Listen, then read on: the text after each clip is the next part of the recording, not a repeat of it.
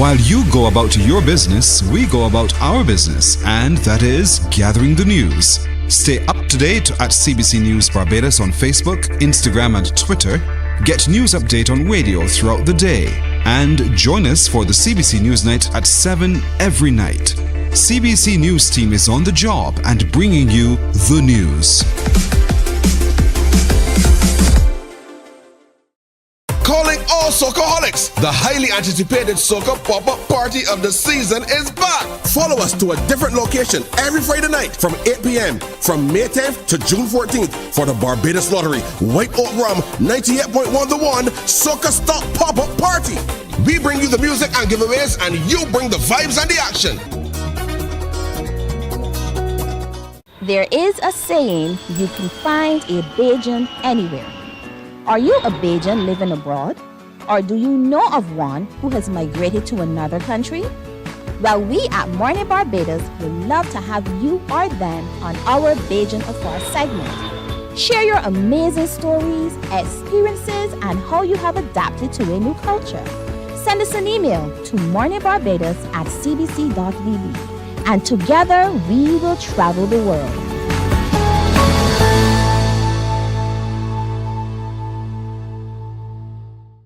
From 98.1 to CBC TV8 comes the Soca Avenue, the sweetest soca hour in radio. It's artists with new tunes and some old sweet ones too, jamming on the Soca Avenue. Saturdays, join AON Skills and the crew down on Soca Avenue, all new on CBC TV8. Feeling the festival.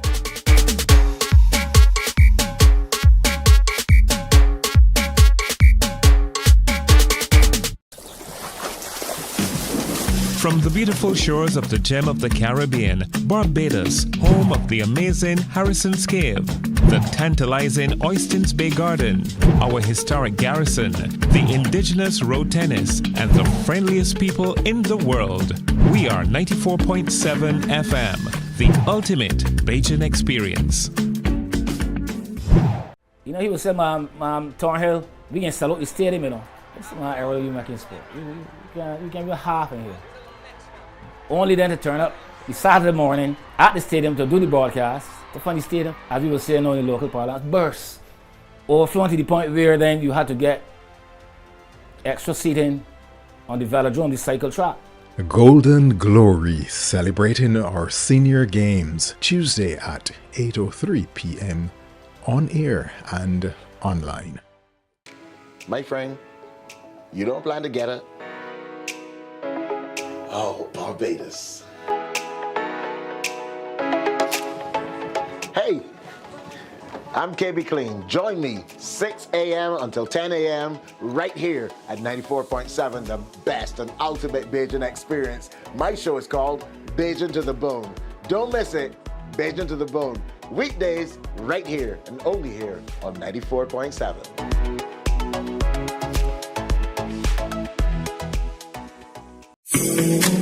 The facts say Morning Barbados reaches an audience of over 50,000 and Newsnight reaches over 56,000. It's simple. When you advertise, you're getting your message to over 50,000 of your potential customers. Make the call to CBC Sales Department today and watch your business grow. Contact us at 467-5559 or email marketing@cbc.bb.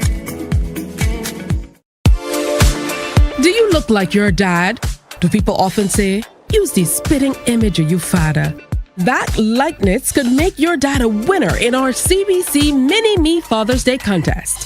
From June 1st to 6th, submit a photo of your dad and his lookalike son or daughter to marketing@cbc.bb or via WhatsApp to 467-5465. Then rally your family and friends to vote on CBC Barbados on Facebook and CBC Barbados 246 on Instagram from June 8th to 10th. The photo with the most votes wins a staycation at the luxurious Sun Bay Hotel. Gift vouchers compliments World Pass cuts, and a photo shoot compliments 8216 Logistics. What are you waiting for? Get those photos with Dad in now.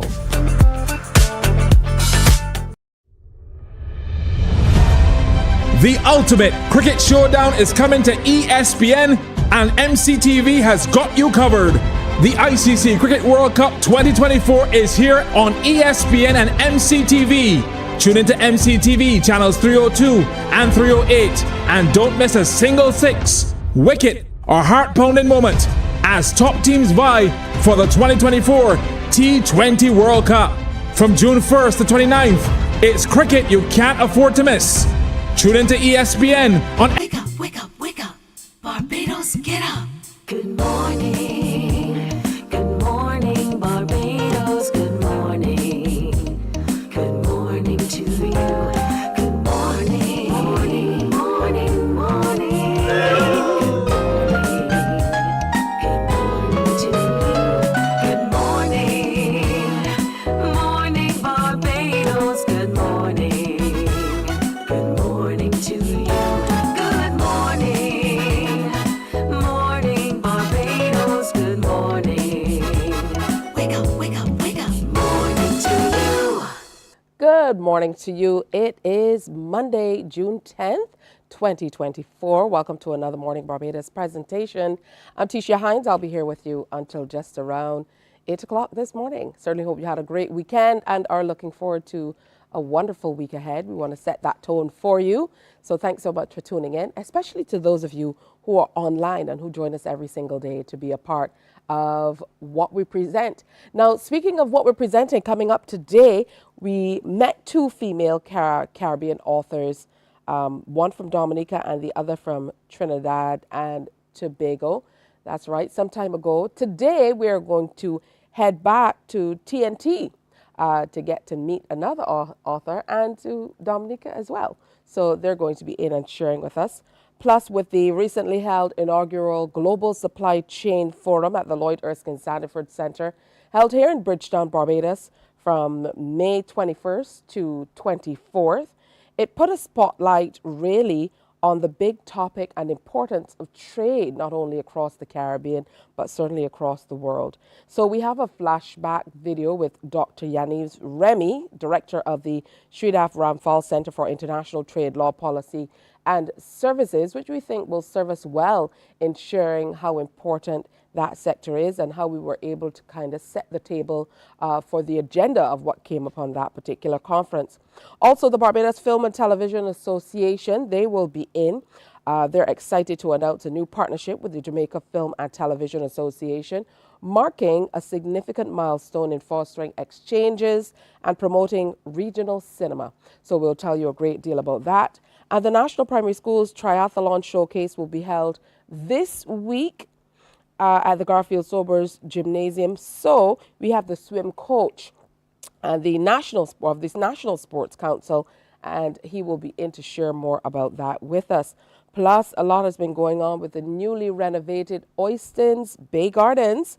There's a big screen set up where people can go and enjoy cricket and just generally the party at Oystins, which we know is always on, but specifically intensifies over the weekend. So we'll share a little bit more about that. Also, Kima Harris, president of the Oystins Bay Garden, he had some joy to share, and we are also going to share a bit about that. That and a lot more is coming up after this break, so stay with us. Morning, morning, morning. Good morning. Good morning to you. The ultimate cricket showdown is coming to ESPN, and MCTV has got you covered. The ICC Cricket World Cup 2024 is here on ESPN and MCTV. Tune into MCTV channels 302 and 308 and don't miss a single six, wicket or heart-pounding moment as top teams vie for the 2024 T20 World Cup. From June 1st to 29th, it's cricket you can't afford to miss. Tune into ESPN on MCTV, and for live radio coverage, tune into 94.7. Catch every moment of the ICC Cricket World Cup T20 action. We enjoy a game of dominoes and singing karaoke. I just love cruise. When you love me just a little bit longer. You get to relax and have a drink and listen to some nice music. It's something different. It's spectacular. It's fabulous. You know, it's a different feeling all together. I never feel so good in a party yet. Follow me to Q in the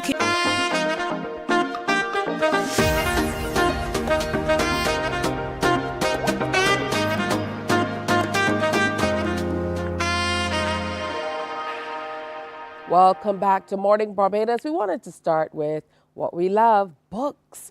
And joining us to talk a little bit about her journey with writing is Sharon Underwood, who is an author. She has quite a few books under her belt, but she's going to share with us about all of them, but particularly about something new that she has coming up. So good morning to you. Welcome. Good to have you on Morning Barbados. Hello, Sharon. All right, I think we're having a few technical challenges. Can you hear me? All right, I think it is that I can't hear her. So we're going to get that going. Yes? Can you hear me at all? I can hear you. All right, there you are. Good morning. Welcome. Good to have you on Morning Barbados. No. There might be a little delay, so I'll give you a little time to catch up with us. First of all, talk to me a bit about your life growing up, because I know that you're an author now and you live in the U.S. However, many of your books are based in Trinidad.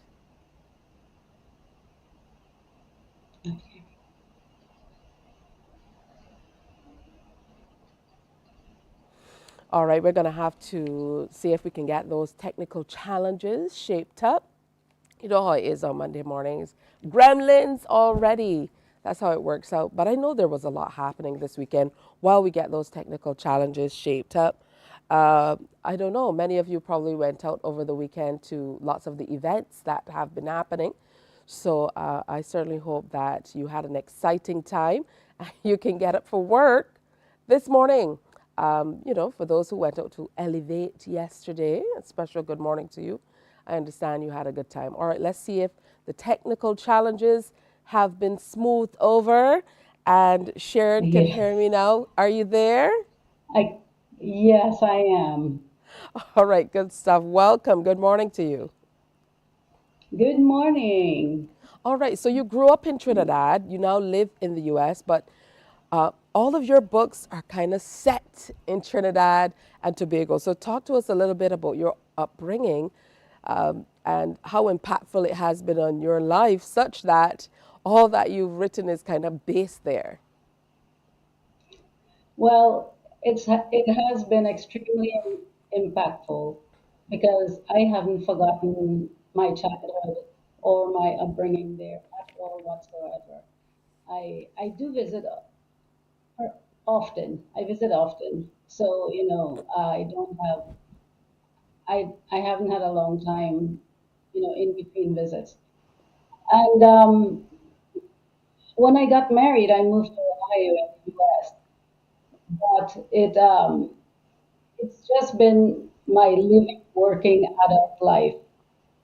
My childhood life, though, was the one that was more fun, playing in the sunshine, going to the beach, eating all the typical food that I know, and, you know, growing up with my family, cousins, my friends. So those things haven't left me.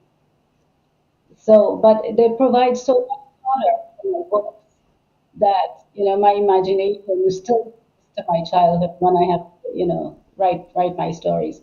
I love writing about Trinidad, and you know, eventually I want to move to other places like Barbados, maybe, or, you know, St. Vincent, Caribbean Island. But for now, I got so much going on with Trinidad that I have 3 more books to do. So, you know, we'll see how that goes in terms of, you know, if I run out of material, I'll go somewhere else. Well, with that exciting childhood, I'm sure you won't. And if you've resorted to going to other Caribbean islands first, I dare say you'll have material for years to come. But let's talk a little bit about how you got started, because there are a lot of us who write, whether it's therapeutic or it just is an exciting time or a pastime for us. But not all of us go that extra step and actually publish a book or have a book published. So what made the difference with your writings that you decided to present it to the world in this way? Well, what happened was I was a full-time teacher, and then I decided to retire and do some consulting involving teacher training. But then the COVID lockdown happened. And so these stories have always been in the back of my mind. And so I wanted to, take that opportunity of staying home a lot. I had to stay home a lot. Schools were closed in the buildings themselves, and I had already retired. So I had the best opportunity during that time to start on these books. And so, since then I haven't stopped. It's just been, one thing after the next. So, yes, I wanted to make sure it's not just, I wasn't just thinking about it. I wanted to make sure I published it and went the whole nine yards to do it. So, it in a way, a lot of people might not agree with me, but the COVID lockdown did provide some time so I could, sit down and do something about writing these stories. And so, I just did. I just did one after the next. And my first story has to do with there's a special place in Trinidad having to do with the bird sanctuary. So that's what I focused on. And then, it went on to the second one had to do with a special bird in Trinidad. That's the golden blue macaw. And then the third one had to do with the monster in the Pitch Lake. That, and the Pitch Lake is a real place in Trinidad. So all of these just made me imagine quite a lot of stories around those things. So, and then what's coming next is a project I'm working on having to do with mermaids and ocean protection. And so I must say my books are written in English by me, but I also get them translated. I used to be a Spanish teacher as well, so I'm really interested in having students and readers and everybody exposed to Spanish. And Trinidad has a large Spanish-speaking population now too. So the bilingual aspect is one thing that I want to promote in the books, and also the wildlife and natural places of Trinidad. I want to promote that so that when people come to the island, they would have read my book and seen the real thing.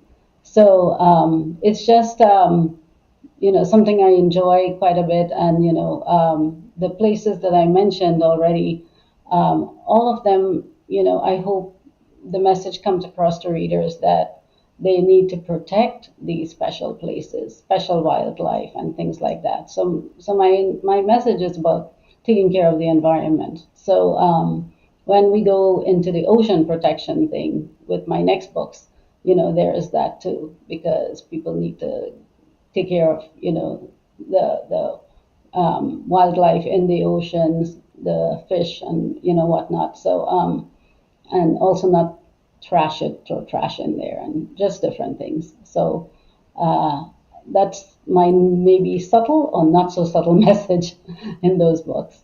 Now we know that we and I do have the these are the books I mentioned. So here is the first one. This is Lost in the Mangrove. I don't know if you can see it clearly, but they are also published on Amazon and in Trinidad bookstores, available there. This is Manu to the Rescue. This is about a golden blue macaw, a beautiful bird in Trinidad that was endangered. And so the story about that one has to do with Ohio, in that the conservationists in the zoo in Ohio worked with the conservationists in the zoo in Trinidad to bring back the population. It was dwindling due to overhunting and things like that. So the next one has to do with Monster in the Pitch Lake. I published them bilingually, but this one is English only version, Spanish only version. so that it will give readers a chance to look at the books in that way as well. And also people in education, if they want to use it for that reason. So those are the three that are already published, and obviously, and I do a lot of book sales here. I go to Trinidad to visit, and the bookstores and see how things are going there too. Now we know usually when people move away from their homes or where they grew up, the stories kind of intensify, and they're in their minds, and they kind of cement a point in time or points in time that that dictate really the way they remember where they're from. Now we know that you have lived in the U.S., in Ohio specifically, with your family for many, many years. How do you think that experience has also shaped the stories that you share in the book? Because the story of the endangered bird, as you mentioned, is a collaboration between a zoo in Ohio and the Trinidad and Tobago Zoo. Well, what has happened in the past having to do with events like the bird population dwindling. I To focus on that one, I met one of the scientists who was involved, who is a Trini scientist. She had a presentation in Ohio here, and that's where I first learned about it years ago, and I kept it in the back of my mind. So, because it was years ago didn't mean I forgot it, because it is still going on. People do have to, make sure that bird is taken care of and not hunted down. So, but I bring it to the modern era. Let's say modern, because that was a 30-year project that they, worked on to bring those birds back. I always am aware that, okay, what I was thinking and what I did when I was little, a lot of kids don't do that nowadays. So I try to keep that in mind, but I also want to make sure that, because these are kid-friendly books, right? That the kids find some ideas in there about things that they could do. Because the young man gets on a computer and looks at the research about these birds, and he puts up flyers, and all these are technology related. When we were little in Trinidad, technology didn't rule our lives like that. We didn't have a phone that we could pick up any second of the day. So, but I had to take that story and bring it to the modern age where children act a little differently. And in Monster in the Pitch Lake, in this one, the little boy, just moves to that area where the pitch lake is, and he loves soccer. So, soccer is a big thing. They call it football in Trinidad, and they call it soccer here. So I might say both words, interchangeably. So he starts, he's teased because he's kind of small, and, they bully him a little bit. But, bullying happens a lot. It has happened since, a long time ago. Since children have been in school, people pick on each other. But now it has gotten so much attention that I wanted to put it in there as a thing that the boy had to get through. But the soccer, playing football in the story, kind of gets him through some of these things, not thinking about, so deeply about what his classmates are telling him, about how short he is or anything like that. And I also, eventually they form a soccer team, a football team, and in the story. And they do meet the monster and things like that. But the monster who's supposed to be living in the pitch lake. But there is a girl who likes football. So she tries out and she gets on the team. So girls are interested in football now too. So in the U.S. there's a huge emphasis on girls joining into sports and whatnot. So I wanted to bring that into this day and age, and because when we were little, girls didn't play on a soccer football team. And the other thing about Lost in the Mangrove, this little one, The other books are a little bit more intense in terms of the vocabulary, but this is a simpler one with a little girl going on a trip with her grandmother.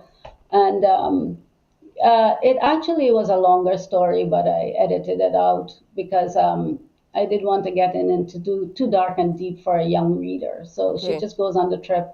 And the scarlet ibis is a bird in Trinidad that people go to see. So I don't know if you can see the picture here, but this is the scarlet ibis.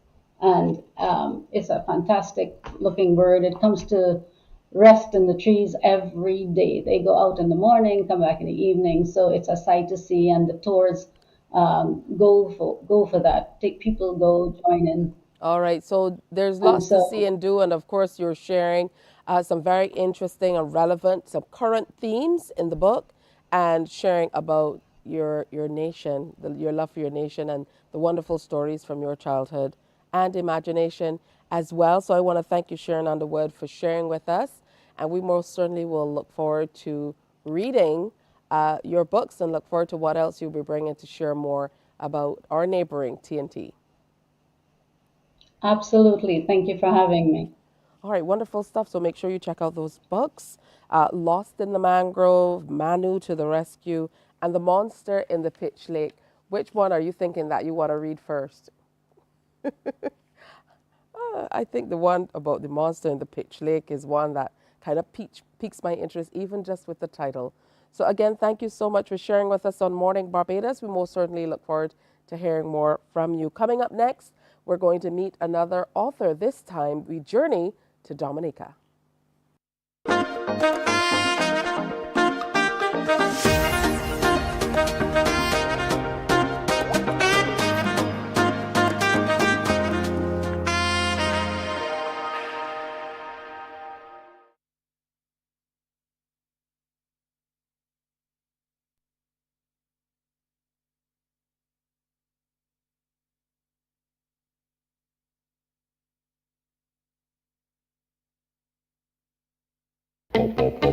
We enjoy a game of dominoes and singing karaoke. I just love cruise.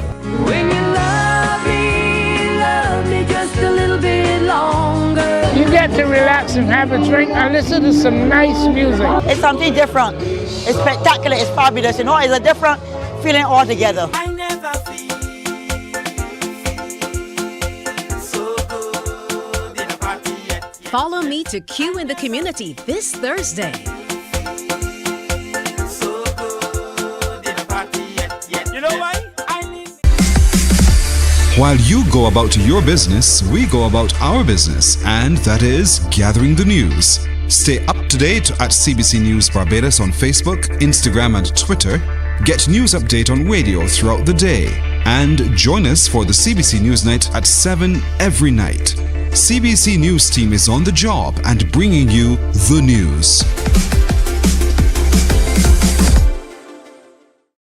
Calling all Soccerholics! The highly anticipated Soca pop-up party of the season is back! Follow us to a different location every Friday night from 8 p.m. from May 10th to June 14th for the Barbados Lottery White Oak Rum 98.1 The One Soca Stock pop-up party. We bring you the music and giveaways, and you bring the vibes and the action. There is a saying, you can find a Bajan anywhere. Are you a Bajan living abroad? Or do you know of one who has migrated to another country? Well, we at Mornin Barbados would love to have you or them on our Bajan Affair segment. Share your amazing stories, experiences, and how you have adapted to a new culture. Send us an email to morninbarbados@cbc.vb, and together we will travel the world.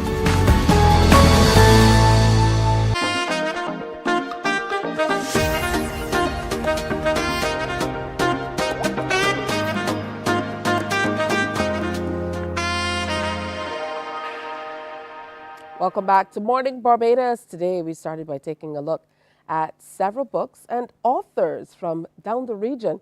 So from Trinidad and Tobago, we took a quick stop back here in Barbados for you, and now we're headed to Dominica. Annette Phillip was born and raised in Dominica, and she presently also resides in the U.S. She loved writing poetry and loved reading as a child. So she decided to broaden her talent to writing children's book. And she says writing is her passion. So let's say good morning and welcome to Annette. Good morning to you. Hi, good morning. Good morning. Wonderful to meet up with you. Talk to me about what kind of cultivated your love for reading and then writing. Yeah, I think it started when I was little. Yeah, I loved reading and writing when I was younger, and I think that helped me to it broadened my horizons on reading. I should put it like that. I wrote short stories and poems. I started off as a poet. Yeah. So poems and then short stories. And then I did nothing about it until I got older. I had a lot of poems I'd written and I just had them there. And then I decided, I wanted to do something about it. I think when I was younger, copywriting was a big thing. Publishing companies was something that you didn't hear people talk about, and stuff like that. And so I decided to go to some writing classes. And from then, I just stemmed from there. That's beautiful. Yeah. So what? I'm actually a prolific writer.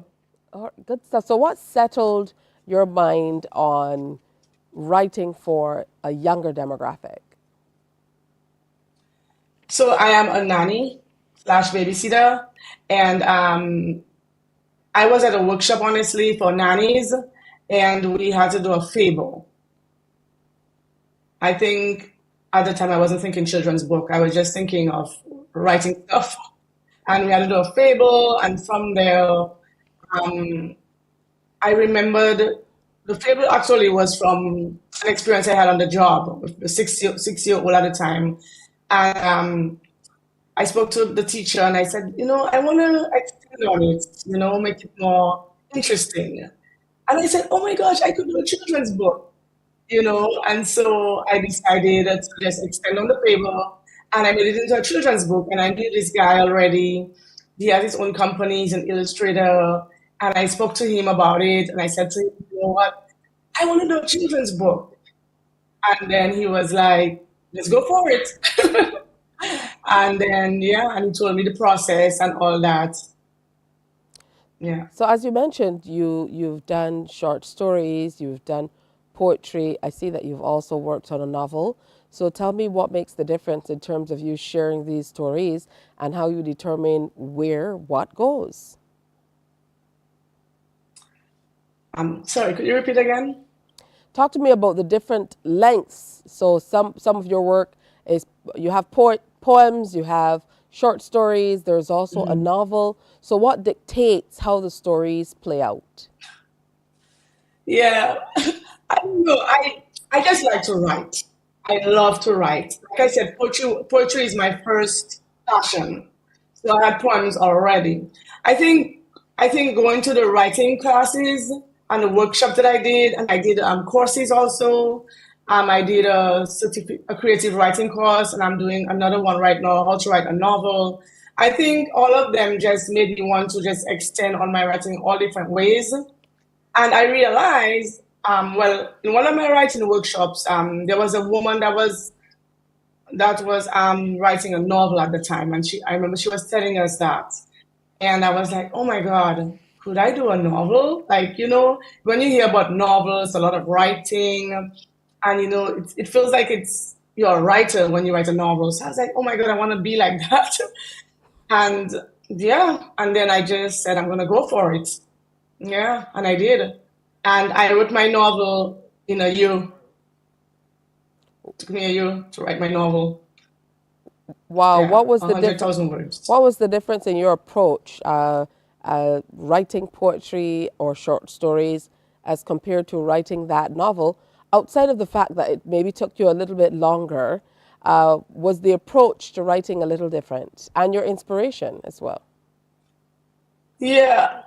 Honestly, all my work is some sort of experience that I have. It's about me and something I encountered, either with relationships, family, boyfriends, you know, even all my poems at different stages in my life, you know, things I encountered, and I put them together in poetry form.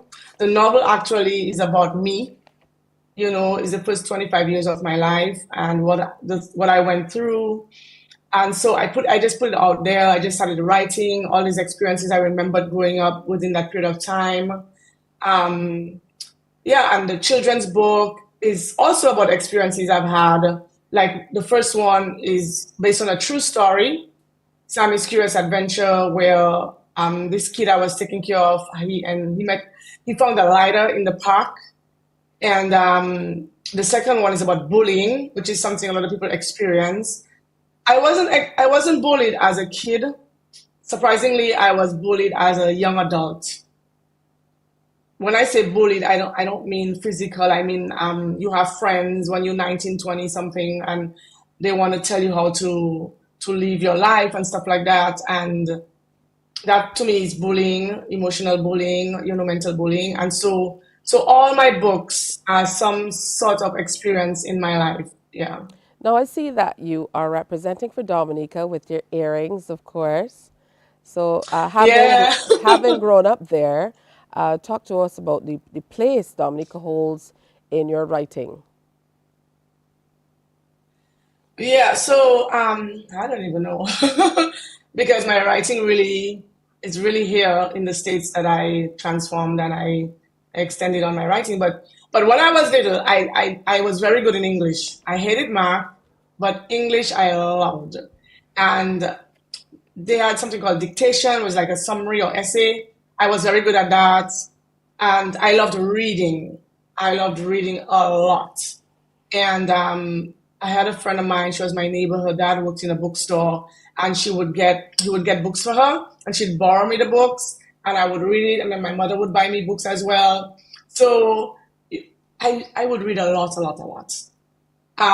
Really, and then the poems started coming. I had a friend that we would I would say it, we would sing songs and we just form words and make it into something and sing songs and stuff like that. And then I don't know, I would just write little short stories, but it didn't go anywhere. It didn't go anywhere until I came to America, really. All right, well, nobody never... Continue, tell me. No, I said nobody never, none of my friends weren't reading, I mean, or like, oh, let's go read a book, or I didn't remember having libraries growing up. But I went to a library when I was a teenager, but like a couple of times when I was a little girl, it's only books like people give you or gifts or friends borrow you. But yeah, so writing wasn't really, it wasn't something that I was crazy about, you know what I mean? But I did love writing and reading for sure, which helped me as I got older. All right. As you continue where you're living now, I'm sure that you're going to continue. There are so many books, Sammy's Curious Adventures, and Sammy Gets Bullied, and Nola's Metamorphosis. You also have your book of poetry, and Santa, Where Are You? Which are some very interesting titles. So congratulations on all of these works, and it's wonderful to see that you've come to the place where you are able to express yourself in this way. It's always wonderful to reach out to the Caribbean diaspora and see what you guys are up to as well. And wonderful that you're representing with your Dominica earrings today.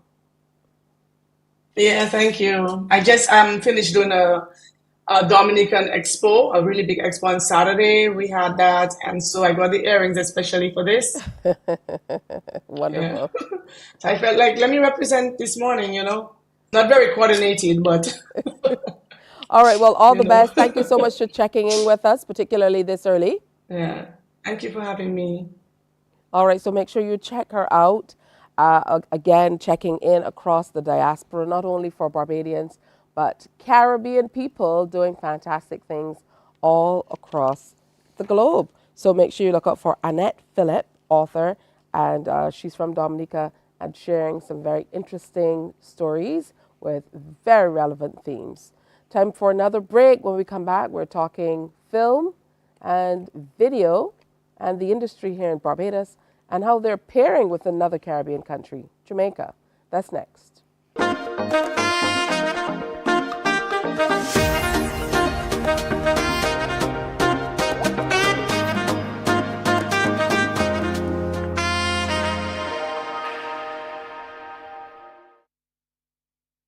From 98.1 to CBC TV8 comes the Soca Avenue, the sweetest soca hour in radio.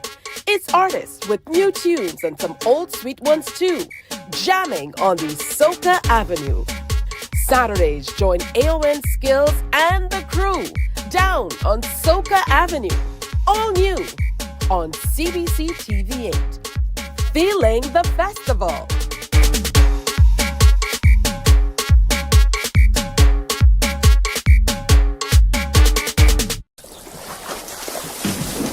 From the beautiful shores of the gem of the Caribbean, Barbados, home of the amazing Harrison's Cave, the tantalizing Oystins Bay Garden, our historic garrison, the indigenous road tennis, and the friendliest people in the world.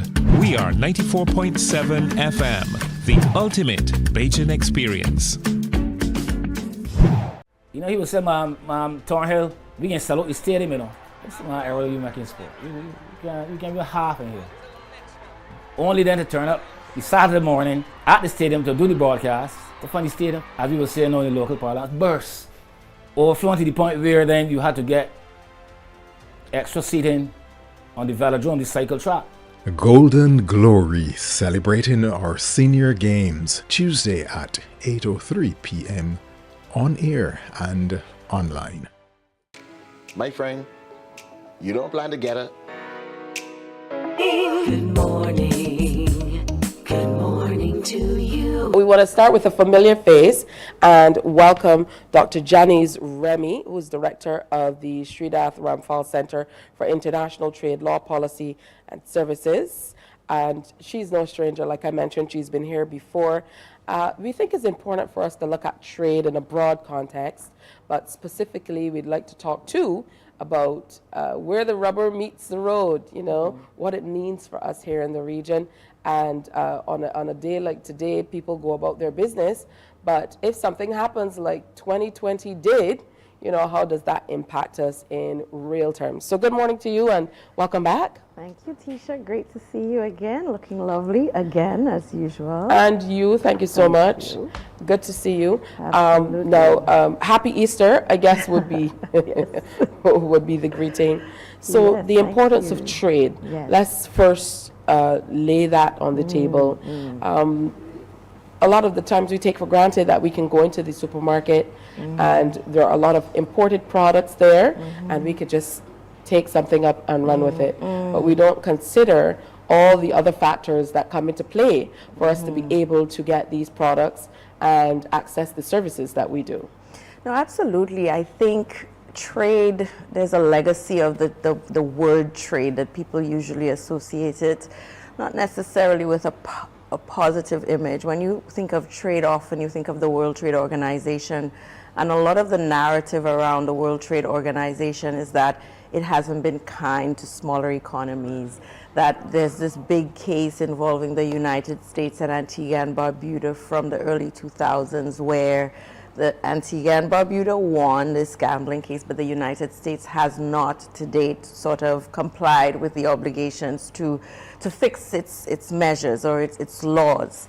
And so I think there's a lot that we need to unpack. The trade discussion now is very quickly merging into sustainability, because increasingly we're thinking about how not just do we, as you say, go to the shelves and see imported goods and even like benefit from tourism, because that's a major export service of the region, but we also are much more concerned these days about how trade is trickling down, who is involved in the trade, the value chains.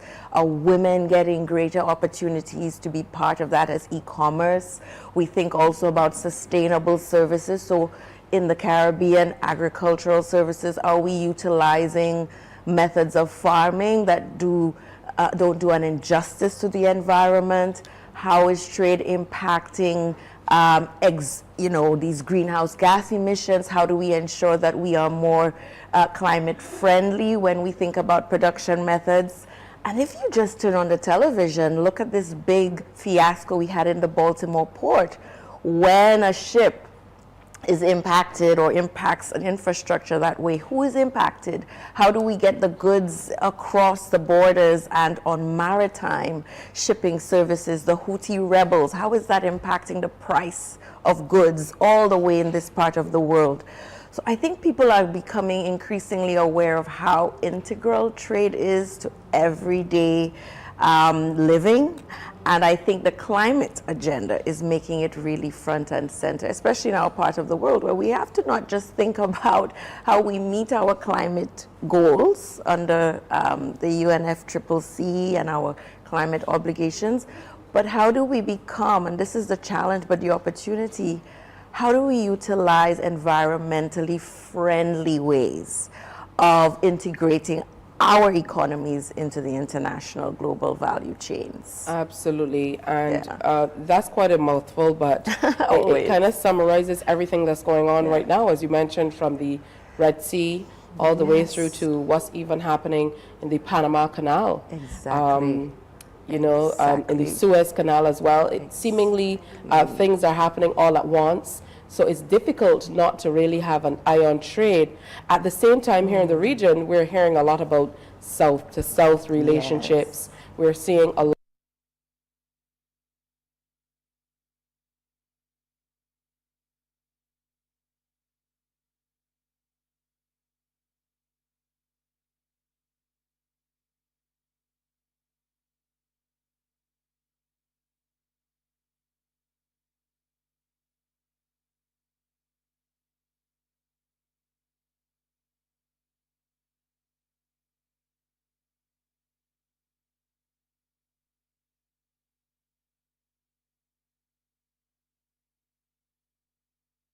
Morning, morning, morning. Good morning. Good morning to you. My friend, you don't plan to get it? Oh, Barbados. Hey, I'm KB Clean. Join me 6 a.m. until 10 a.m. right here at 94.7, the best and ultimate Bajan experience. My show is called Bajan to the Bone. Don't miss it, Bajan to the Bone. Weekdays right here and only here on 94.7.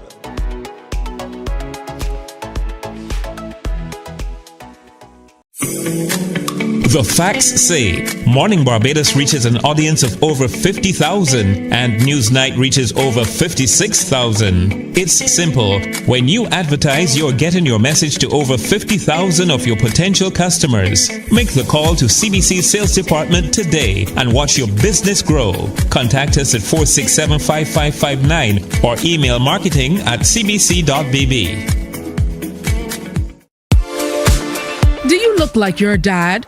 Do people often say, use the spitting image of your father? That likeness could make your dad a winner in our CBC Mini-Me Father's Day contest.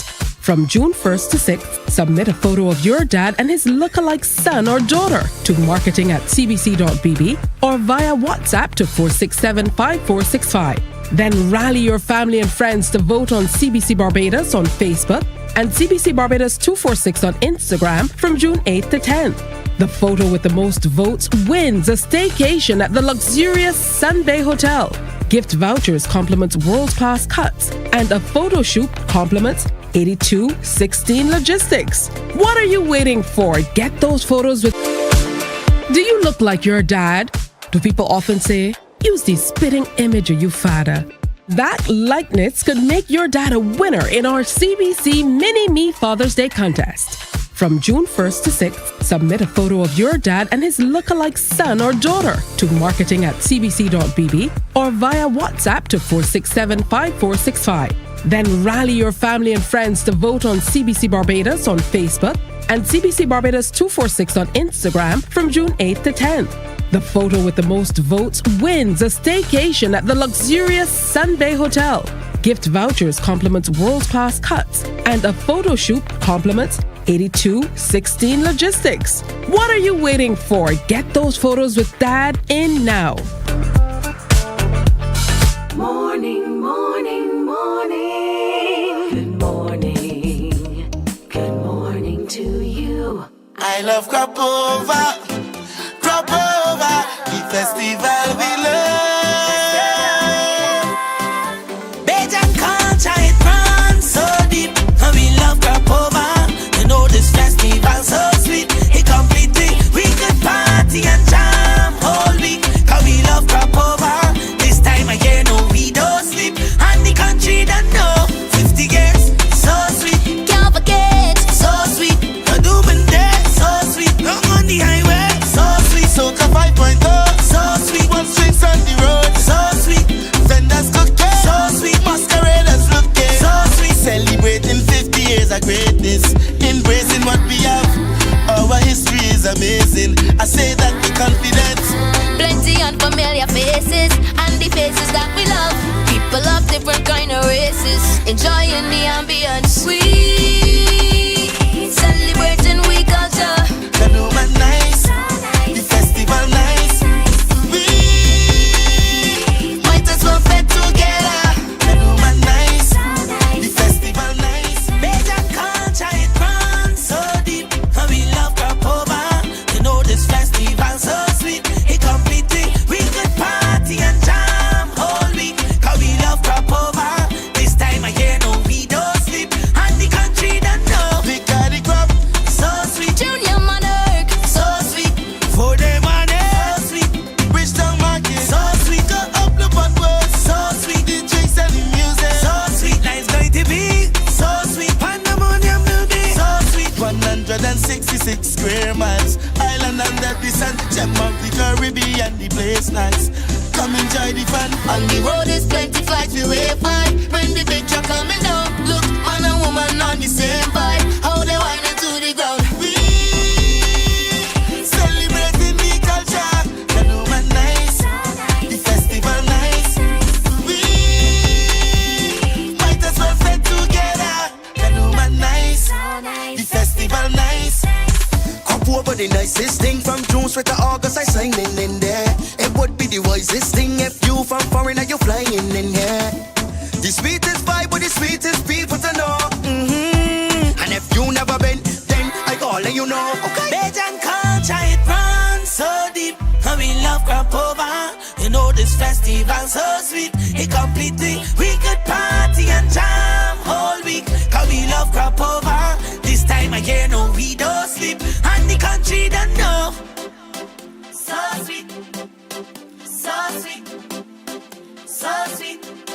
I love Cropover. So sweet. The festival we love.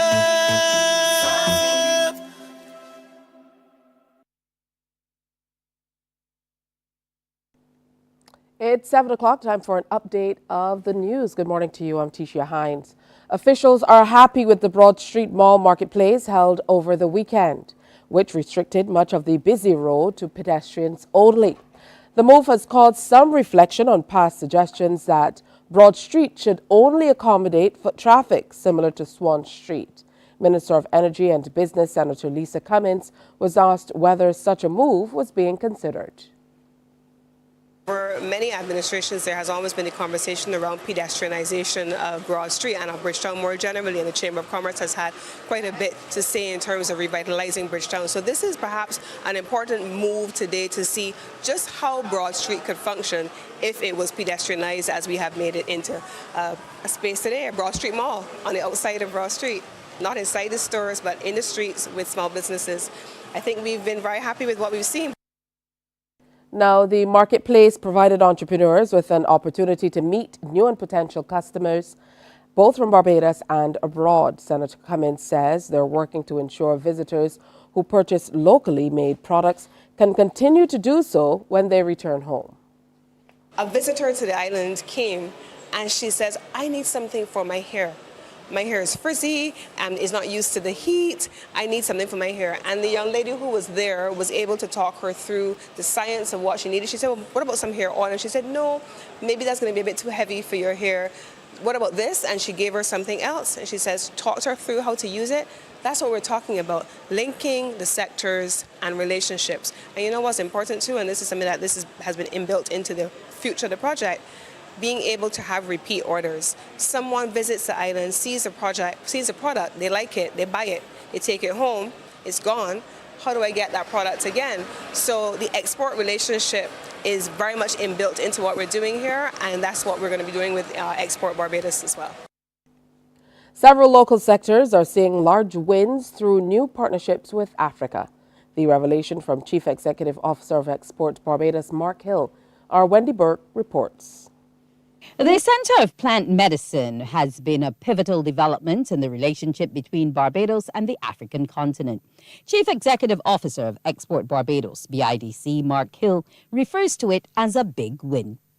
We have a twin garden between Barbados and Ghana. We actually sponsored that garden, so now we have a prostate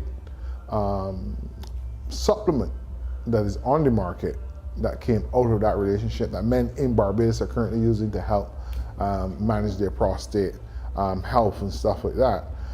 In addition to that, on the pharmaceutical side, which is one of our big push right now, the life sciences, that momentum is picking up even stronger and developing even more aggressively now.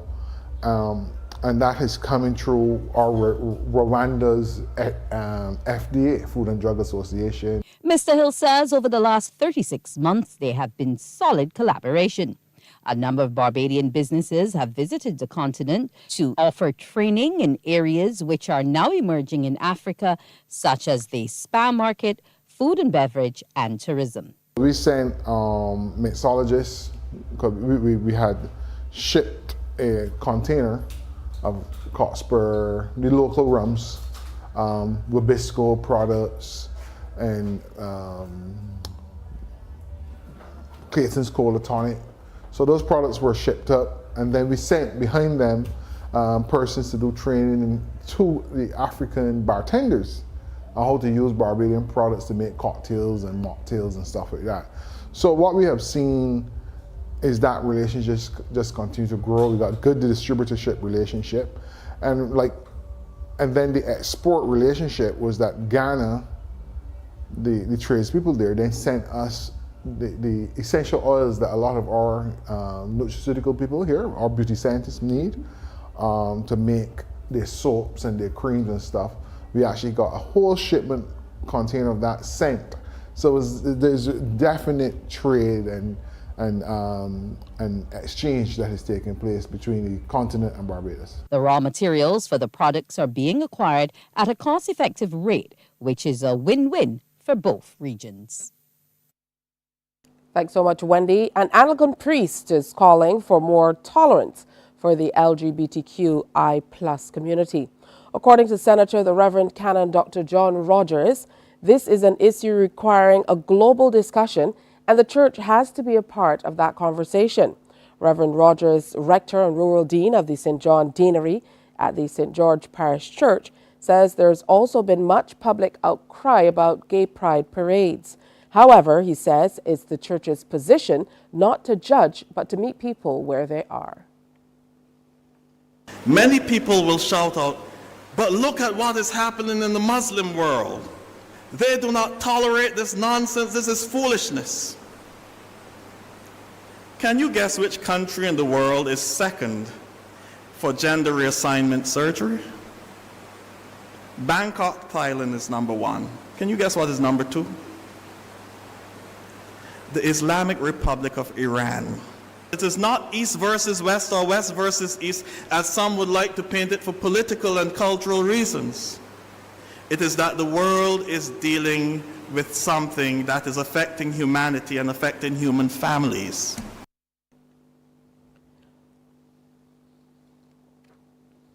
Tourism Minister Ian Gooding-Edgell has praised outgoing chair of the Barbados Hotel and Tourism Association, Renee Coppin, for her stewardship.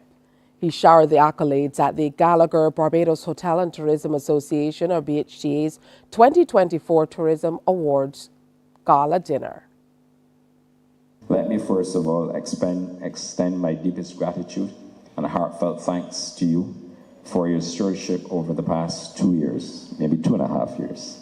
Of course, like you said, it was never easy. And together, you have to fight for your interests of the members. And I know that you would have done so.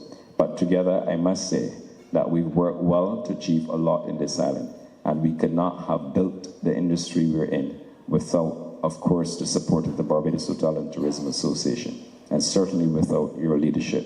And even though at times there might be a little bit of a tuggle, it was nothing personal. It was also you reaching out to support the industry, and of course others trying to protect their turf. Now, Ms. Coppin, who promised to speak extensively at a later date, thanked her team and all who made the journey possible. Thank you to my members. You have been remarkable. I cannot explain this to you. I have my favorites among you. I won't name them because it would make the others jealous, but you have been remarkable. You have been very supportive in this entire process. And I believe in Barbados. I believe in tourism, and I believe in what it can do for all of us and what it continues to do for all of us. So please, let's keep our hand to the rudder. Let's keep focused, and let's continue to work together. The embrace of science by the Caribbean Disaster Emergency Management Agency, or CDEMA, is paying off for the Barbados-based organization. Executive Director Elizabeth Riley says it has enabled CDEMA to greatly improve its analysis and models in times of crisis. CDEMA has developed its relationship with the Caribbean Institute for Meteorology and Hydrology, and through this, meteorologists are embedded in the Disaster Management Agency. Ms. Riley was among the panel for a resilience dialogue reflecting on 20 years post-Hurricane Ivan. They've upgraded the quality of their models, the kind of granularity that we get, so we can tell a country on your west coast, you can expect storm surge of 10 to 12 feet. Mm-hmm. And on the east coast, you would expect it at 15 to 18. We can go to that level and also advise territories on where you want to think about evacuation. So we're using the science a lot more and in a very tangible way that impacts on people's lives. We have another news update come your way at 12 noon here on TV 8 Newsday, and of course on our sister stations, 94.7 FM, 100.7 FM, and 98.1 The One at 1 o'clock for The World at 1.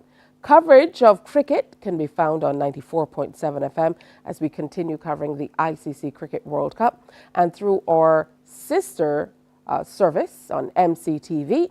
You can, of course, see all of those matches on ESPN. So if you don't have that service available, give us a call today. We have more coming up on Morning Barbados after this. Stay with us. Morning, morning, morning. Good morning. Good morning to you.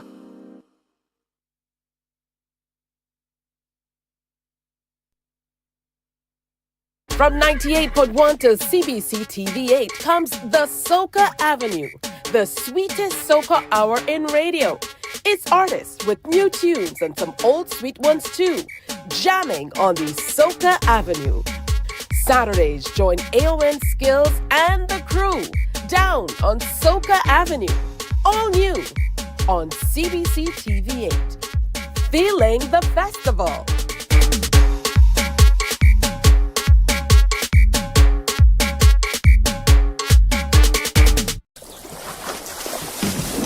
From the beautiful shores of the gem of the Caribbean, Barbados, home of the amazing Harrison's Cave, the tantalizing Oystins Bay Garden, our historic garrison, the indigenous road tennis, and the friendliest people in the world. We are 94.7 FM, the ultimate Bajan experience. You know, he was saying, Thornhill, we can sell out the stadium, you know. That's my area you making sport. You can be half in here. Only then to turn up the Saturday morning at the stadium to do the broadcast. The funny stadium, as we were saying now in the local parlance, burst. Overflowing to the point where then you had to get extra seating on the velodrome, the cycle track. Golden Glory, celebrating our senior games, Tuesday at 8:03 p.m. on air and online. My friend, you don't plan to get it? Oh, Barbados. Hey, I'm KB Clean. Join me 6 a.m. until 10 a.m. right here at 94.7, the best and ultimate Bajan experience. My show is called Bajan to the Bone. Don't miss it, Bajan to the Bone. Weekdays right here and only here on 94.7.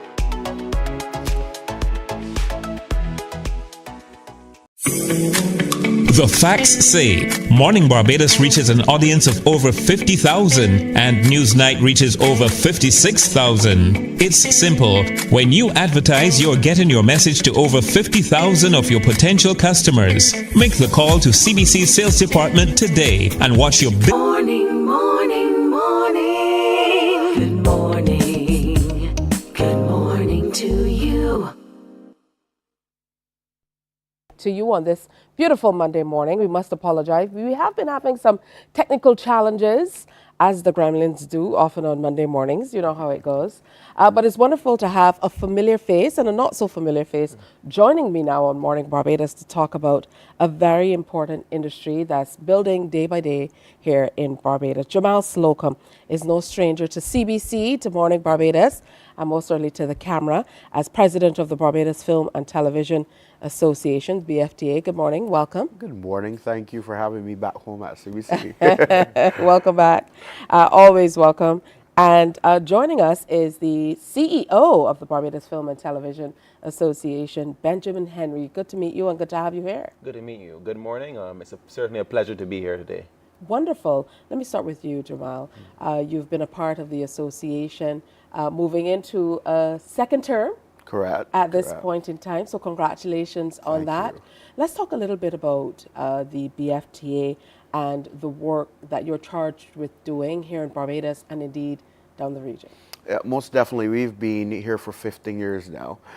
Certainly, I joined when I was a kid, essentially. Here at CBC as an intern, I decided I would sign up with the BFTA. Then president would have been David Green. No foreign face to CBC either. But certainly I would have joined BFTA during that period, but we've been steadily growing. We're an organization just under 400 members, and certainly we've been growing over the period of time. We're the organization that continues to lobby and continue to work with the members on the professional development, but we also look at advocacy as well, really liaising with government, being that intermediary to represent the interests of those in the film and television industry in Barbados. All right. Well, Benjamin, talk to me about your journey with the organization. This particular area of interest is an area that we're still working on building. That's the case with many, many sectors, but with film and television, it's a little different in this part of the world. Yes, exactly. It's an industry that's certainly in its early stages of growing here in Barbados. Me personally, I've always had the interest in film as a sector. I'm a lawyer by profession. And I met Jamal earlier in his tenure after his election in April last year. And after some conversations, he invited me to be the CEO because of my commercial background. He felt I could bring something to the organization.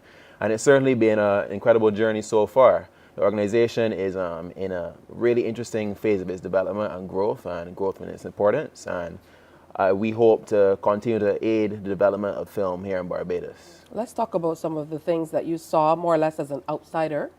If we lay things on the table, coming in, what are some of the immediate things that you saw that you thought needed to be arrested, so to speak, in the industry? Okay, so basically there's a need for certification amongst all the practitioners in Barbados. There's a certain need for the certification of qualifications. If you look at film productions from the international ones that come to Barbados, that's a challenge sometimes that persons cannot necessarily take part in the productions as they need to. There's also a need for work on distribution agreements. That's been a problem here in the region for a very long time. And of course, going back to the certification, there's a need for education, the development of education programs, whether in the higher up institutions or a lower level, which we're going to speak about a bit later as well. So the BFTA aids in all of those aspects of development of the film industry. I saw you nodding in agreement, Jamal. Yeah, most definitely. I think that when we look at some of the challenges that we encounter, it's primarily capacity building. We recognize that that is multifaceted, whether we're looking at the young level with schools, children, because I think it's important for us to now recondition society to think that, you know, kids don't only have to be lawyers, but they could also actually have viable careers in the film industry. So part of that is our Young Filmmakers Initiative, which is just about to launch. We have a free summer camp that starts, but by the academic year 2026 to 27, we want to put a film club in every secondary school in Barbados. Just as there's a Key Club, just as there's 4-H, all the other clubs, we believe that we want to do that. But as well, we're working with the Barbados Community College right now to advance the associate degree in film. So that looks at, you know, developing that skill set at a more senior level, but as well as looking at short courses as well that we can actually build the capacity of our members. As Ben rightfully said, we have so many individuals who have certain skill sets, but how do we constantly retool those individuals so that they're up to par, and so that when the international productions come to Barbados, they definitely have the opportunity to be able to work on those. I love it. I'm absolutely here for it, and I look forward to all of those developments. And I can absolutely agree with both of you that this is one of those industries where people aren't necessarily held to having formal qualifications to be a part of the industry, and that has taken away in a great measure from what we've been able to do to advance our causes. So great to see that you're also reaching out for the little ones during the summer. And as a parent myself, you know, the ears pricked up on that one, because we're always looking for interesting things for the little ones to do. So you have to come back and tell us more about that as you share more and as we get closer to the summer. Now, you've also come to share some amazing news about a new partnership with your Jamaican counterparts. Correct. The Jamaica Film and Television Association, JAFTA, we've decided that, look, we want to forge a greater relationship with them. We have a draft MOU now in place, but we initiated first with their Shortlist Film Festival, where we had 2 Barbadian films, Dear Mum by Dan Jamal Weeks and Emmanuel Tyson, and then we had The Matriarch of Fishery by Jawed Elibox, and that phenomenal documentary resonated significantly with those in Jamaica. It was attended by over 1,000 persons in Jamaica, and it is the first step that we are going to take to working more with Jamaica. Part of that is to look at co-production agreements, look at how we can have that cultural exchange. We recognize that just the other day we had the One Love movie coming out of Jamaica, and everybody is excited about it. So how can we, should I say, piggyback on that and even look how we can exchange? I think that we have so much to offer. We have so many Barbadians who are doing really amazing things out there. So we really want to partner to see, look, how can we build capacity? How can we look at distribution even as a one unit? I think when we talk about Caribbean civilization and CSME and all these things, we forget that the creative industries can actually have a form of integration as well.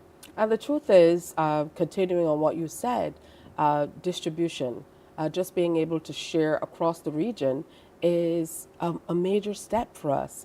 I know that there has been much talk about having avenues to be able to share all of this work that creatives are kind of putting in and churning out. Now we have social media, but they're obviously, so that kind of cuts out the middleman in great deal from people being able to get their work out. But there's still far greater opportunities if we're able to kind of put some might behind what we're doing. Talk some more about what you expect to see, Benjamin, as we move forward with this particular partnership, so to speak, with the Jamaica Film Industry Association. I know for us, we've looked out to Jamaica for a long time, dating back to where we saw, you know, all of their skits that would show on TV. I don't know if you guys are old enough to remember, but you know, there's so many films and so many short stories and plays that we've seen from Jamaica. So to see that we'll be able to share in the other direction must really mean a great deal to the organization. Yeah, certainly. The Shortlist Festival, which occurred on May 26th, was a great initial first step in how we foresee the partnership. And that really, it captures the most important part, which is the cultural exchange. The films, the Barbadian films being showcased in Jamaica is very important, not just for those filmmakers, but in unifying the two sister nations in a way, these two parts of the same cultural block of countries, allowing us to learn more about each other, which is very important. And then also we see a few other things coming out of this agreement. Education, in the sense of shared workshops that we work on together. The Jamaican film industry is a significantly more developed than Barbados, and we believe that we could benefit from that, which in turn will benefit Jamaica and the Caribbean on a whole, having Barbadian filmmakers learn a few things from the more advanced of Jamaican film industry. But also we see co-production agreements, which is really an agreement that is signed between two production companies in Jamaica and Barbados, where they aim to collaborate on a production and maybe share in some of the benefits from it. And that can work for a series of Barbadian films and Jamaican films where it will aid the unification of stories and culture, but also the commercial benefits will be outstanding.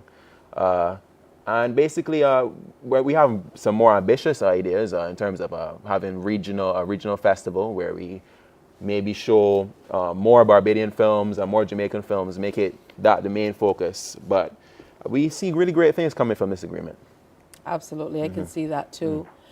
In terms of where you hope to take it, that sounds like we are definitely headed in the right direction. For those people who aren't formally associated with the organization, talk to me about what the differences will be for them to get on board as you continue to grow the industry. Certainly, Tisha. We have several member categories that anyone can join. If you're just a film enthusiast or a cinephile, as we like to call them, you can join as an associate member. But for those who are professionals who are practicing in the industry, they can certainly join in the full membership category. Membership at this point continues to be free of cost. And that is the benefit that you have, because we want to capture as much Barbadians who are practicing in the industry as much as possible. We recognize that, building this is not going to be overnight, and that we need strength in numbers, and that's why we continue to work assiduously to make things happen. I must add that later in the year, we'll be having cinema in the city. So that is a exclusive for CBC. We have a cinema in the city, which will be somewhat of a form of a festival that we'll have emerging out of the very same agreement with Jamaica Film and Television Association, where we participate in that exchange once again. So you can certainly join on the website www.bfta.org, and you can see all the information there. You could also keep abreast of our social media, where we have all updates of what's happening. We continuously try to keep people involved and understand what's happening, because we're doing quite a lot over the last couple of months, and we'll continue to do so in the next couple of months coming as well. All right, now you mentioned, Jabal, that you have just shy of 400 members as a part of the organizations. Benjamin, what are your members calling out for? What do they want you to pursue more than anything else? Is it strictly in line with this new partnership that you have with Jamaica, or are there other things that are kind of top of mind for your members? Well, the most important thing for all of our practitioners is they want us to be an advocacy body in order to reach the ultimate goal of making film and working in the film industry as something that, essentially can put food on your table sustainably, to collaborate with the major bodies in the island, for everyone really to see that film is an industry to be taken seriously. It's a profession to be taken seriously. I believe Jamal referenced it earlier. It's not always about just being a doctor and a lawyer. But what does that really look like? Well, that looks in terms of participating with government to maybe have the legislation in place that makes their jobs, makes the film practitioners' jobs a little easier. It also really it's about education as well, which we collaborate a lot on with the educational bodies such as BCC and UE. But really and truly, the most important thing is just to allow us to have the opportunities for the film practitioners to get their work out there, I would say. Yeah, that's very, very important. And I know that has been a challenge, as I mentioned before, in the past. There are a number of areas of advocacy that you have kind of stepped out and been very vocal about. Definitely. Namely, a few years ago, there was kind of like a ban on drones, and I know that is a particular area of interest. Pardon? It's still there. Trust me, I know. I hear it all the time. A particular area of interest. You've also talked about the relationship with this organization, which as the sole television station on island, I would imagine would want to have really a symbiotic relationship with this particular organization. So, how are you making inroads in these particular areas through your advocacy, through growing the organization, and through being able to make partnerships like the one that you're making with your Caribbean counterparts? Well, certainly advocacy, as you rightfully said, and you mentioned earlier, it starts with the members.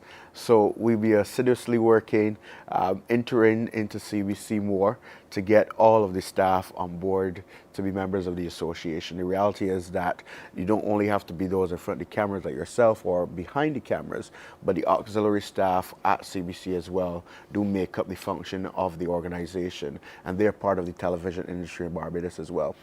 We continue to advocate in several areas. The drone legislation is one that continues to be a bugbear for many, particularly because when you look at the access to be able to apply, sometimes you don't get responses in days. Sometimes the system is not functioning in the manner that it should be effectively. But we also believe that there need to be some more regulations. We have a task force presently working on that, chaired by our Vice President Kashka Motley. That task force is going to be looking at presenting by next month a proposal to government to be able to examine how can we create a more enabling environment for drone operations. But it is not only restricted to drones. We know that there is the signal for the tax rebates to come very shortly for film in Barbados. And that is something we definitely want to lobby for even greater. We have a task force for the advancement of film incentives and economic development, and that is chaired by our past Vice President Christian Kendall Rock, who is also a trade specialist. And that task force has economists, tax professionals on it as well, who serve the organization and willing to work with the organization to be able to address these deficits in the industry. And as well as reviewing the Cultural Industries Development Act, I must say that our relationship has been quite special with the National Cultural Foundation. Over the last year or so, we've recognized a real strong partnership evolving from the NCF, and that is something that we welcome. I think that is the first step to really understanding how we can chart course for the industry. Our future film session forum, which was very well attended in January, was addressed by the Minister of Culture herself, Dr. the Honorable Chantel Monroe Knight, and I'm very pleased by the response that we've received from the Minister as well. So I think that we're making strides. There's still lots to be done. And we want to work more closely even with the CBC here, because we believe as a sole television station in Barbados, we do have an existing MOU with CBC that was initiated under Reverend Simmons as our past president. But we want to look at how we can tap into that even more and really have an opportunity for more local productions to be on the screen. Absolutely. I think what people bypassed a lot of the times, and what people who are not a part of the industry did not recognize, is the cost. So there were a lot of things that were extremely cost prohibitive. They made a lot of what we did so out of our grasp, particularly because in this particular area of business, in making films and so on, there wasn't an outlet, there wasn't an industry, and a lot of people did not see the vision in it. But it truly is expensive to be able to undertake. That is changing a great deal because of AI, and we're hearing so much about new systems and the basic tools that we use that make it so much easier to be able to operate. For example, what we do here, years ago, just a few years, 2 or 3 years ago, you would have seen an entire full team, which is different from how we even operate now. So how do you see, Mr. President, AI kind of changing the way that your organization has to approach the industry and what we do? because now there are programs that through speech you can come up with an entire video and things like that. So the way that we look at the makeup of the industry, the way people are able to get certified and showcase and build on their products will come to question pretty soon. Yes, I think AI presents several interesting arguments and questions to be answered. If you look at the approach from the West, there's a bit of hesitation around it. Some of the more seasoned unions that we have in LA or so on, they don't want it to. You don't want it to kind of get these roots within the industry. But I think it actually presents an interesting opportunity for the global South in terms of it could possibly lead to the democratization of filmmaking, really, because it's a tool fundamentally, and it's a tool that allows smaller organizations, smaller persons with less funding to make more complex, make these complex ideas, put them onto the screen. Especially, you mentioned text or voice to audio, voice to video rather. Text to video. Text to video. I believe you're referencing Sora. It's in its very early stages of development. It's going to be very interesting how that looks in the future. It's going to present some interesting questions. I believe, of course, there is going to be a shift around. Certain professions will have to adapt, but I think there's going to be opportunities for more productions to be made that ultimately will allow more persons to be in the industry. It's not going to be a question of a shrinkage of jobs. I think it's going to create more opportunities for persons, also more opportunities for stories to get out, which is important in terms of the Barbados' culture. So yeah, present some interesting questions, some of which aren't answered yet, but definitely it's going to be a good thing, I think. Yeah, I saw you nodding. Yeah, I think certainly I am hesitant to even truly examine the untapped potential of AI. I think AI in itself is something that we can't fathom. Not hesitance from Jamal. I mean, for me, it is like, this is crazy. Even just to use the basic tools like ChatGPT that people are using today, to see how people are recreating voices of international singers and really writing songs in less than 2 minutes, it's really amazing to see how that is happening. But I think I am erring on the side of caution when it comes to AI. There are opportunities, as Ben rightfully said. I think for us in the Caribbean, when there was a strike in the US, a lot of us were thinking, how can we tap into this? There's a side where you have a moral compass where you say, well, we should really stand in solidarity with what has happened out there, or should we really get these persons down here to try to get productions happening so that we can actually get them employed and we can actually have things happening. And then the whole conversation around AI now creates that other window of ambiguity that we're seeing, okay, what happens next with this? I think the potential of it is intriguing, but is equally scary as well. As it should be. Yeah. As it should be. I mean, just today in the business news, we're highlighting a case of sorts for Adobe, popular brand Adobe. And we know many of us use that as the software that we use to be able to edit what we do, how we get what we do out to the public and so on. And they're being called to task because there's a clause written into their new terms of reference where it says they can manually or otherwise take whatever you create and save to be able to train their AI models. So now people are asking questions about, well, what's in it for me? Which for creatives in this particular industry will bring a lot to bear. And in the area of advocacy, I know you are going to have to take on a lot on your shoulders. So even though there's a lot of trepidation where it comes to AI, I think we have to grab it with both hands and kind of get ahead of what's happening. But I can see that you guys are forward thinking in what you do and you're working to move the industry forward. Now, getting back to the reason why you're here, to give us this big piece of news about the relationship with the Jamaica Film and Television Association.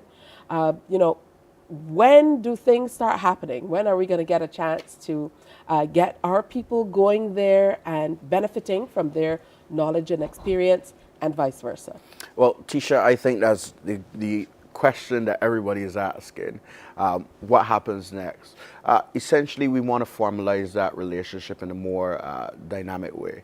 We want to have opportunities for Barbadians, whether it's a trade mission to first start with. We're very pleased to have so many members very interested in first going. But we're going to first start that dialogue in a more digital format. So we are going to have some open town halls between Jamaica and Barbados as well, so that we can first look and see where the opportunities for the trade of services. And the reality is the film and television industry is actually a part of the services sector. That's why we fall under the umbrella of the Barbados Coalition of Service Industries as the BFT as well.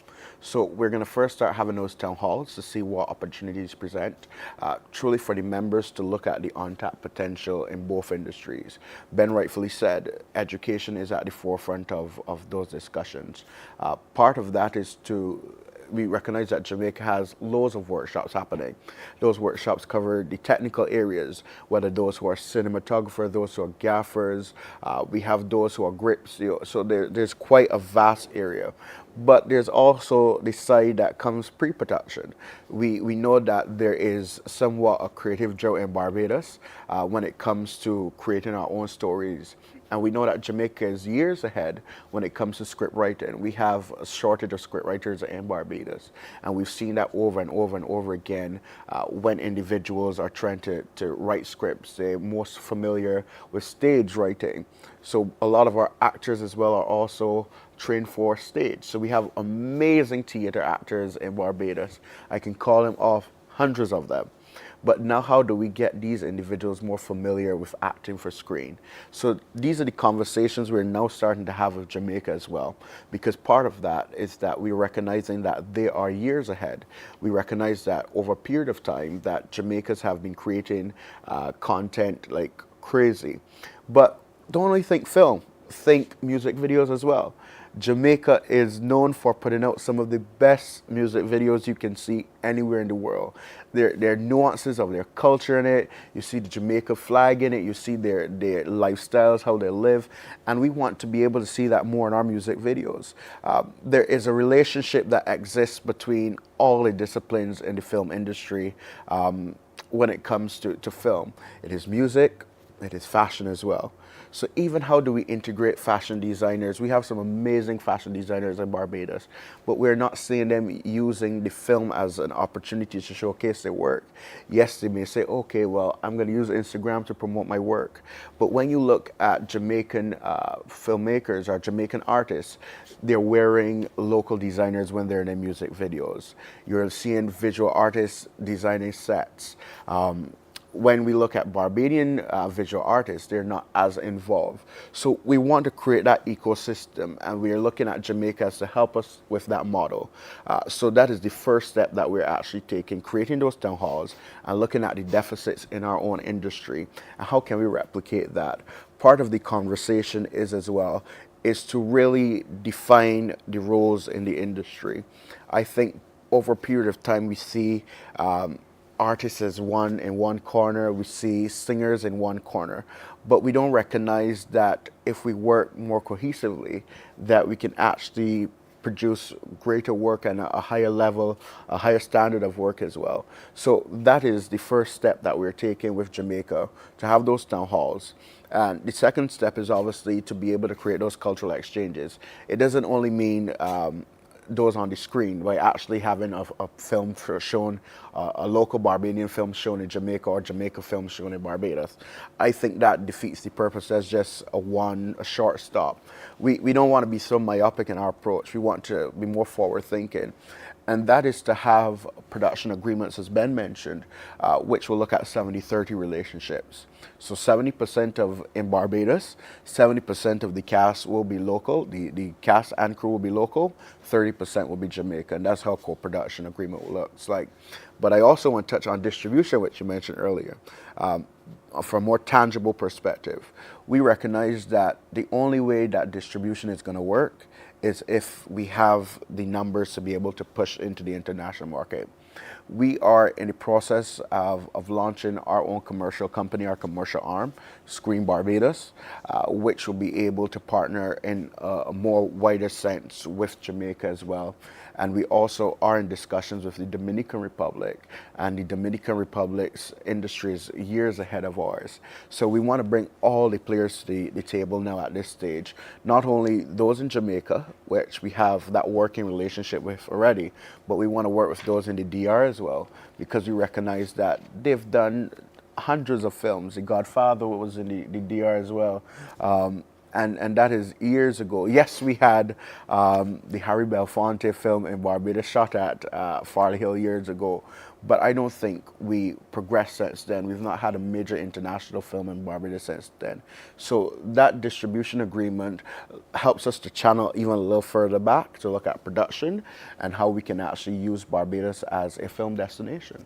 All right, good stuff. A mouthful, but much said. Most definitely. And, you know, I can see, you know, where you're headed, and it seems to be a great place. Final thing, you changed the name of the organization just over a year or so ago, from the Barbados Film and Video Association to the Barbados Film and Television Association. Where do content creators, people who are online, who really make their videos and ply their trade on social media and other platforms like YouTube and so on, where do they fall in becoming members or sharing in the spoils of what you're working toward? Well, they are very much a part of what we represent. The content creators are captured within the film word. The film word doesn't necessarily mean the reels in a traditional sense, but anything really shot, any form of content. And I think Jamal mentioned earlier, bfta.org. You can go to that website and sign up. Currently, there's no membership fee.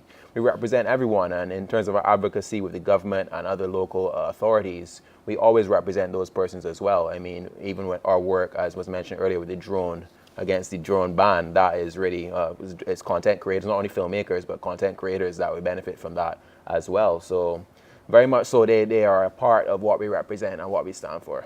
Beautiful stuff. Now, my team has been telling me that I'm not funny at all. I thoroughly disagree. So I told them I'm going to start to do a joke every single day. Jamal is looking a little nervous. But here's the thing. I'm going to try it out on you. So in the spirit of what we're talking about, you know, film and television and so on. Now, the cost of a pie in Jamaica is $2. The cost of a pie in Dominica is $5. The cost of a pie in Barbados is $5. What is that indicative of? The Pirates of the Caribbean. Get it? Film. Care. Yeah. Well, I told you guys I'm funny. The Pirates of the Caribbean. On that note, thank you, gentlemen, for coming. I will certainly look forward to more films being here in Barbados and across the region, like you said. Maybe the next episode of The Pirates of the Caribbean could be here. Who knows? Very well. Benjamin didn't find my joke. I did. You know. No, you didn't. You didn't. I was stunned for a second. Yeah. But that's good. Okay. They know it was good, and you know it was good too. Yeah. All right. So don't be a stranger. You have to come on back and share all this good news all the time. And I wish the organization the very best in continuing that upward trajectory to make sure that we reach the world with the amazing talent that we have here in Barbados in the areas of film and television and content creation and everything else. Thank you so very much, and thanks for CBC for always having us. It's always good to be here on the national television station as part of our community as well. Thank you. All right, time for another break here on Morning Barbados. If you're in the industry, make sure you get on that website and sign on up. When we come back, a whole lot more, so stay with us. Morning, morning, morning. Good morning. Good morning to you. The facts say Morning Barbados reaches an audience of over 50,000 and Newsnight reaches over 56,000. It's simple. When you advertise, you're getting your message to over 50,000 of your potential customers. Make the call to CBC Sales Department today and watch your business grow. Contact us at 467-5559 or email marketing@cbc.bb. The ultimate cricket showdown is coming to ESPN and MCTV has got you covered. The ICC Cricket World Cup 2024 is here on ESPN and MCTV. It's time to vote in the CBC Mini-Me Father's Day contest. From June 8th to June 10th, we need you to give one lucky dad a chance to win an incredible grand prize, including a fabulous staycation at Sun Bay Hotel, gift vouchers from World Class Cuts, and a photo shoot from 8216 Logistics. Voting is super easy. Just head over to CBC Barbados on Facebook or CBC Barbados 246 on Instagram. Like your favorite photos and help us make one lucky dad even happier this Father's Day. Remember, your vote counts. So make sure to vote in the CBC Mini-Me Father's Day contest.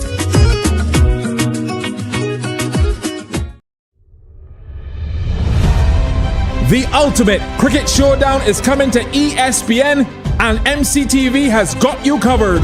The ICC Cricket World Cup 2024 is here on ESPN and MCTV. Tune into MCTV channels 302 and 308 and don't miss a single six, wicket or heart-pounding moment as top teams vie for the 2024 T20 World Cup. From June 1st to 29th, it's cricket you can't afford to miss. Tune into ESPN on MCTV, and for live radio coverage, tune into 94.7. Catch every moment of the ICC Cricket World Cup T20 action. We enjoy a game of dominoes and singing karaoke. I just love cruise. When you love me just a little bit longer. You get to relax and have a drink and listen to some nice music. It's something different. It's spectacular. It's fabulous. You know, it's a different feeling altogether. I never feel so good in a party yet. Follow me to Q in the Community this Thursday. So good in a party yet. You know why?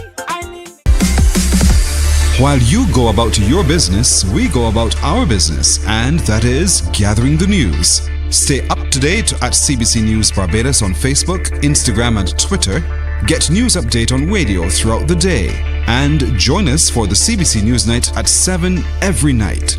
CBC News team is on the job and bringing you the news. Calling all Soccerholics, the highly anticipated Soca pop-up. Morning, morning, morning. Good morning. Good morning to you. Just about 11 minutes to go before 8 o'clock here on Morning Barbados. Adele Price has stepped onto the couch. She is a swim coach. Good morning to you. Welcome. Good morning. It's a pleasure to be here. It's wonderful to have you here. And I must say, I'm happy that you were over there laughing at my joke in the last segment.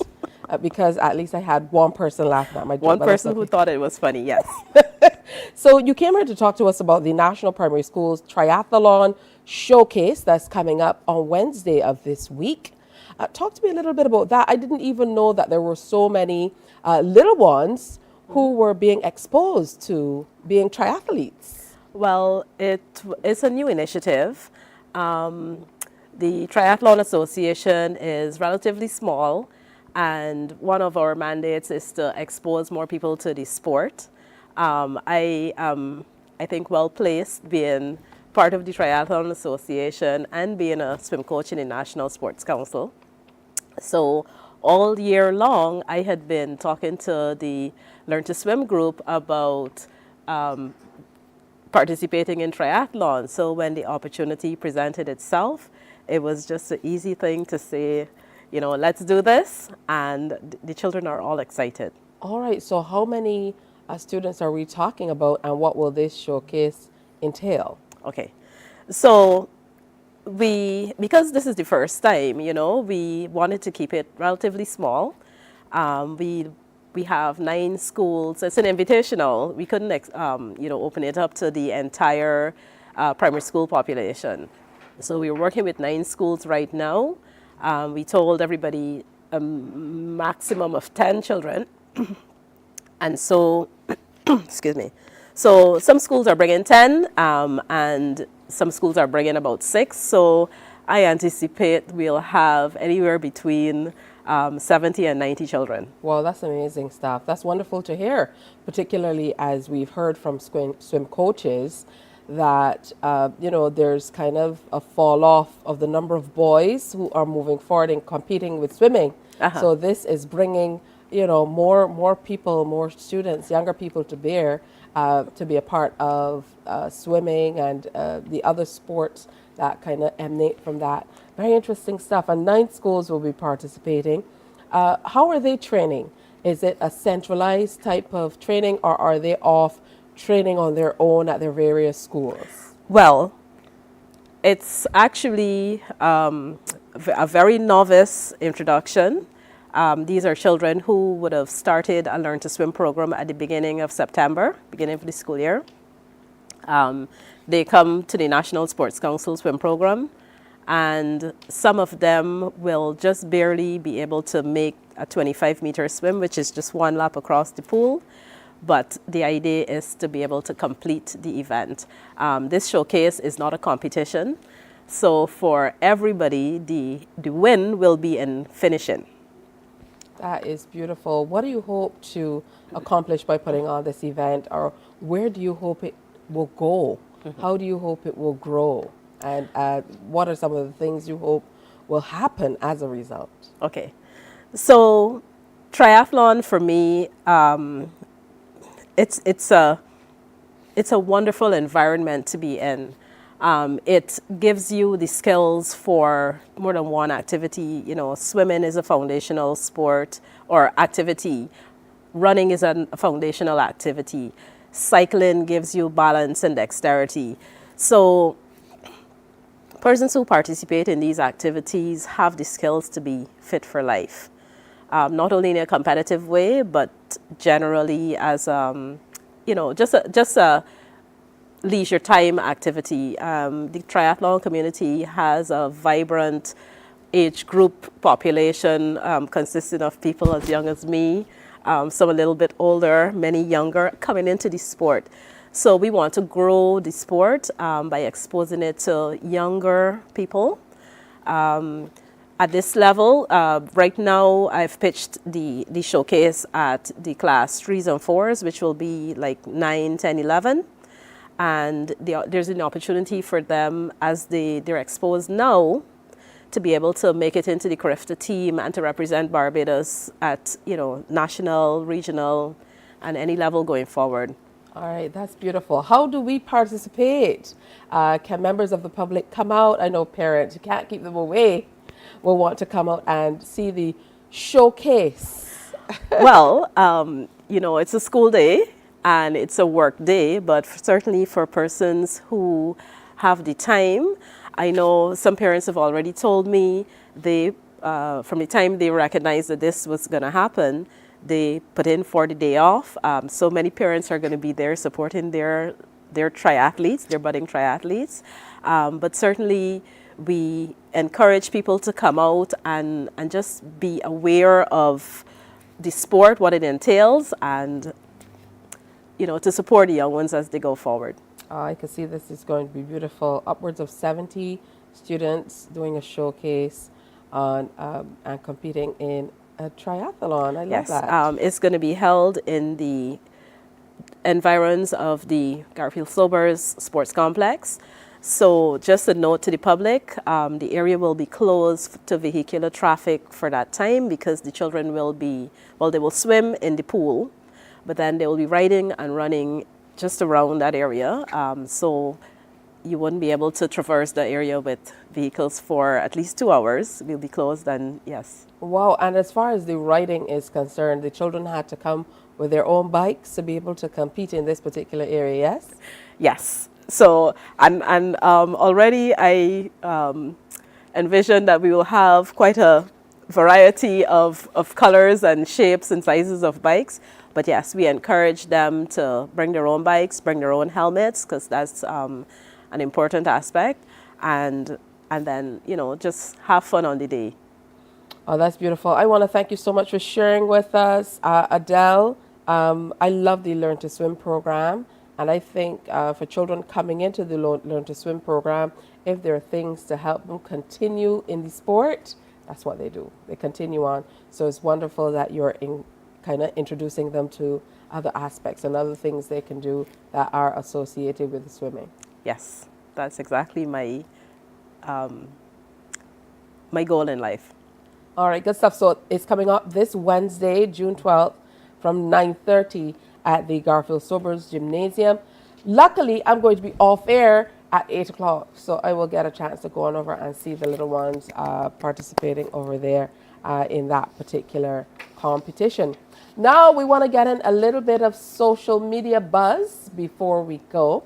Now, last Thursday, President of the Oysters Bay Garden Association, Kimar Harris, had the distinct pleasure of opening his own establishment at the newly renovated Oysters Bay Garden, and he was extremely happy as this was a long-time dream of his, and it finally came true. Firstly, we'd like to welcome all to Barbados Lakes.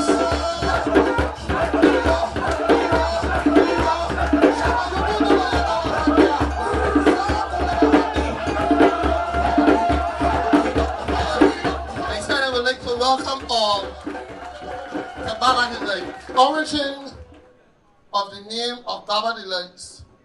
If anyone knows me, there are two major groups that I belong to. The Spiritual Baptist faith, through the late, my deceased spiritual father and mentor and teacher, Archbishop Granville Williams, which has been a pioneer through Cropover, through the infamous Blessing of the Kings and Cocoa Village. And it was through Cocoa Village that I have been able to master all that I can in Jesus' name. From the bottom of my heart, you used to call me father, I used to call you son. As a father to a son, son, you have made me proud. Good luck to you and God bless you. And may Barbados Lakes be a place where people would come and enjoy. All right, congratulations to you, Kimar. Very, very proud to see you doing that. Remember, make Dad a winner for the Father's Day. Big celebrations coming up with the CBC Mini-Me Father's Day competition. Make sure you get online and vote for the photos that look most alike. All right, we're going to take a break, really quick break, and come on back and wrap things up here on Morning Barbados. Stay with us. It's time to vote in the CBC Mini-Me Father's Day contest. From June 8th to June 10th, we need you to give one lucky dad a chance to win an incredible grand prize, including a fabulous staycation at Sun Bay Hotel, gift vouchers from World Class Cuts, and a photo shoot from 8216 Logistics. Voting is super easy. Just head over to CBC Barbados on Facebook or CBC Barbados 246 on Instagram. Like your favorite photos and help us make one lucky dad even happier this Father's Day. Remember, your vote counts. So make sure to vote in the CBC Mini-Me Father's Day contest. Calling all Soccerholics! The highly anticipated Soca pop-up party of the season is back! Follow us to a different location every Friday night from 8 p.m. from May 10th to June 14th for the Barbados Lottery White Oak Rum 98.1 The One Soca Stop pop-up party. We bring you the music and giveaways, and you bring the vibes and the action. There is a saying, you can find a Bajan anywhere. Are you a Bajan living abroad? Or do you know of one who has migrated to another country? Well, we at Mornin Barbados would love to have you or them on our Bajan Affairs segment. Share your amazing stories, experiences, and how you have adapted to a new culture. Send us an email to morninbarbados@cbc.vb, and together we will travel the world.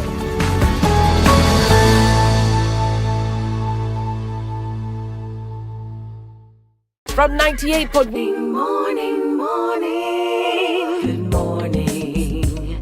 Good morning to you. Thank you so much for tuning in for another edition of Morning Barbados. It's Cropover, it's cricket. There's so much going on. Tomorrow we have conversations on CARICOM coming up. Also, a young man by the name of Cole Rubin needs our assistance. We're going to tell you more about that. 1 minute he was enjoying his birthday. Next minute he was in a coma. We definitely need to rally together to help him. And we also hear from the Arts and Embassy program with U.S. Ambassador Roger Nias and American artist Anthony White. They'll be in to tell us more. That's all tomorrow. Have a great day today, and we'll see you tomorrow. Bye-bye. Wake up, Barbados, get up. Good morning.